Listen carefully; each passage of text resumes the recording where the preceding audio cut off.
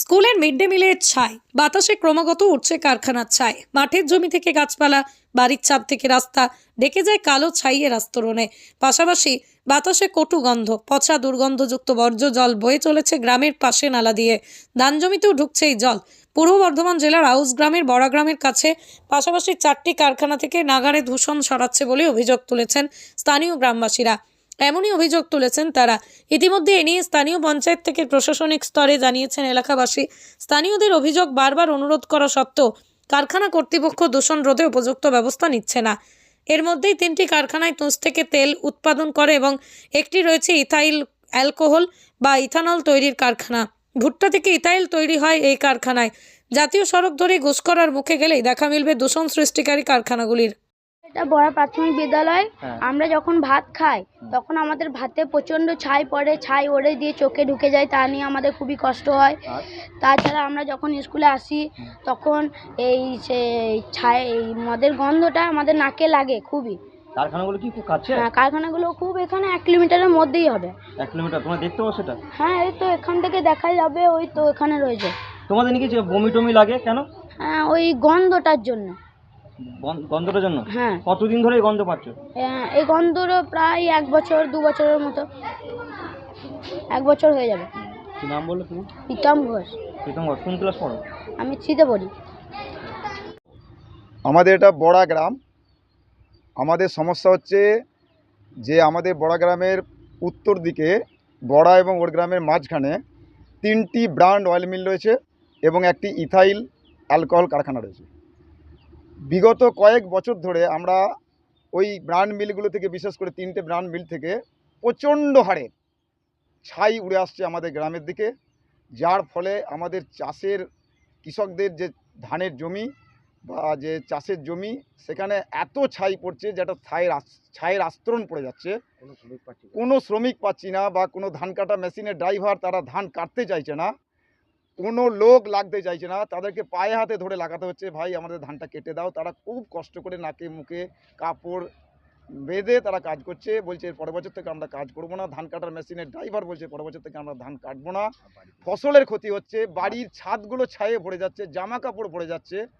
প্রতি বছর ethyl alcohol কারখানা থেকে যে মদের জল আসছে, প্রচুর পরিমাণে জল নয়নজলি ধরে আমাদের গ্রামে প্রবেশ করছে, গ্রামের রাস্তাতে নয়নজলি ধরে চলে যাচ্ছে।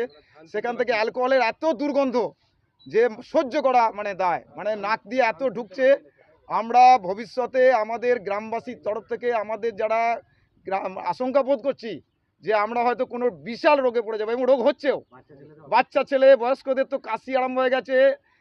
সারা বছর জল জমে থাকার জন্যে মশার উপদ্রব বেড়ে গেছে, সারা বছর মশা থাকছে। মশার ফলে আমাদের ম্যালেরিয়া, ডেঙ্গু হচ্ছে। আমরা বাড়িতে কোনো জামা কাপড় মিলতে পারছি না, ফসলের ক্ষতি হচ্ছে, ফসলের উৎপাদন কমে গেছে। আমাদের যে হারে ফসল হতো তার উৎপাদন আমাদের কমে গেছে। এত সমস্যা কেন?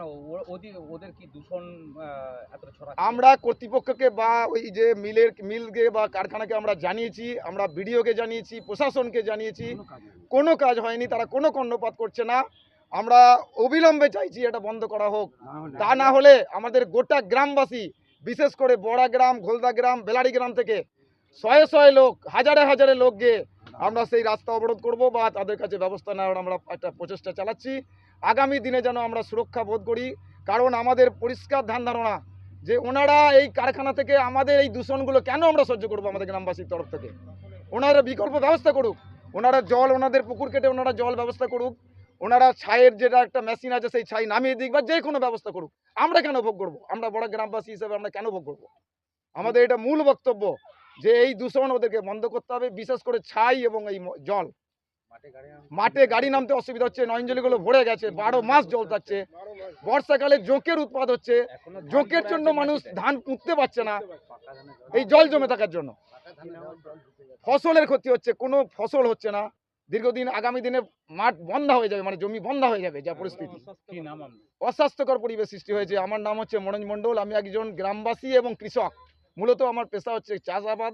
হ্যাঁ, আমি গ্রামবাসী হিসেবে এবং কৃষক হিসাবে আমি এই বক্তব্য পেশ করলাম, যাতে প্রশাসন বা অবিলম্বে এর ব্যবস্থা নেয়। এই ব্যবস্থা না নিলে আমরা গ্রামবাসী মিলে, এই 4-5টা গ্রামবাসী মিলে অবিলম্বে আমরা এর ব্যবস্থা নেব। এটুকুই আমি এই বক্তব্য বলে শেষ করছি।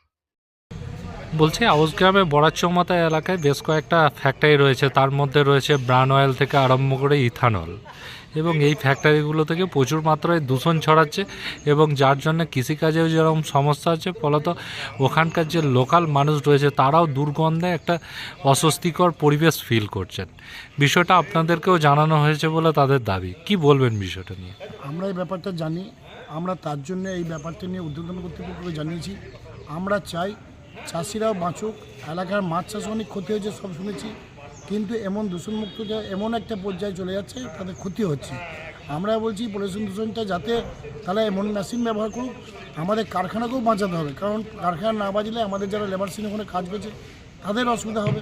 তার জন্য আমরা দিয়েছি ওইটাও বাঁচুক, কৃষিকার্যের ক্ষেত্রে চাষিরাও বাঁচুক, দু পক্ষই যেন বজায় থাকে সেই জিনিসটা করার জন্য আমরা উদ্বোধন করতে জানিয়েছি। এবং যারা এই মিতাল কোম্পানির মালিক তারা যদি এই ব্যবস্থা নেয় আমার মনে হয় খুব ভালো হবে।